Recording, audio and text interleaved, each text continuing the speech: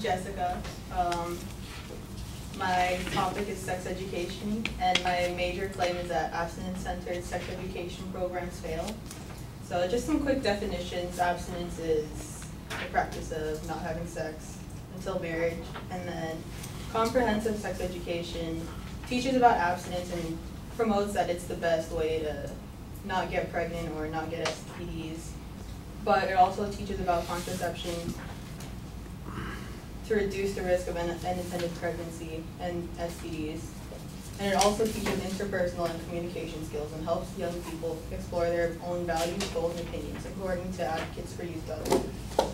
Okay, so my first claim is that abstinence-centered sex education programs fail to reach their audience, because for these programs, they try to scare teenagers out of having sex rather than informing teenagers about contraceptives in case they do choose to have sex. Like, they choose the most gruesome pictures that they could find of STDs, and then that's what they'll show teenagers. And then studies show that these programs actually scare teens away more from using contraceptives because they're taught that they're ashamed to buy contraceptives, and they'll get tested for STDs. And then there is no evidence that these programs have any success in delaying sexual intercourse. Also, these programs have inadequate curriculum.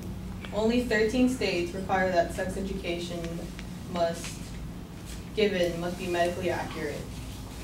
And then, according to advocatesforyouth.org, analysis of federally funded abstinence-only curricula found that over 80% of curricula supported by the U.S. Department of Health and Human Services contain false, misleading, or distorted information about reproductive health. And this included information about the effectiveness of contraceptives,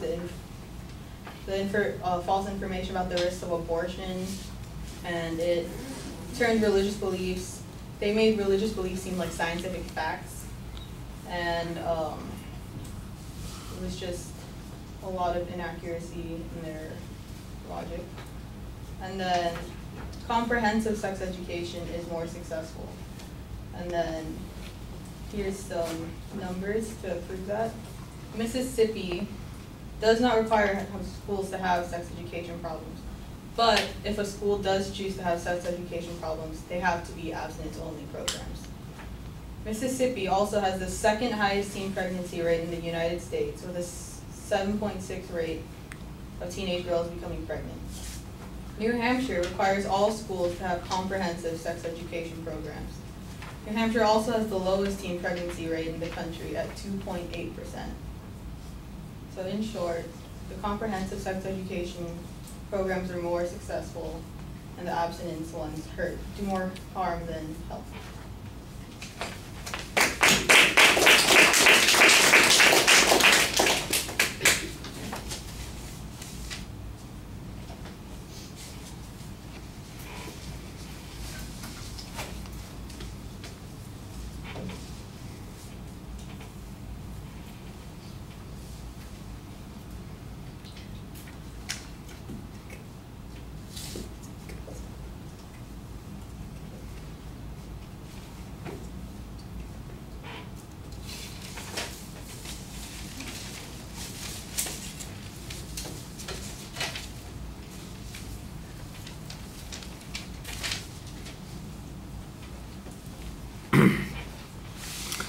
All right, the proposition was pretty clearly stated. There's not really a preview of what the secondary points are.